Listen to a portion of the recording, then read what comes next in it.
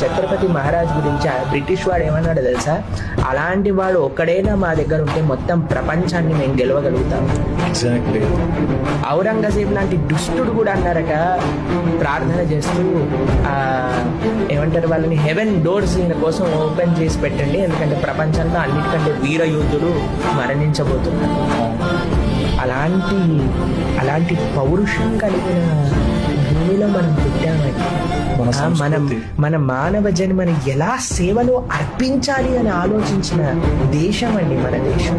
మీకు ఒక విషయం చెప్తానండి, ఏ బయట రాజ్యములలో కనీసం 10-20 సంవత్సరాలే వేరే మతం వాడు పాలిస్తే మొత్తం దేశం ఆ మతం మారిపోయింది.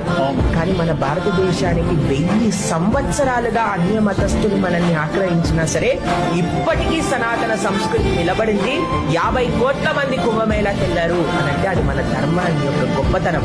కానీ మన దేశ యువత కానీ దీన్ని మర్చిపోతే వచ్చే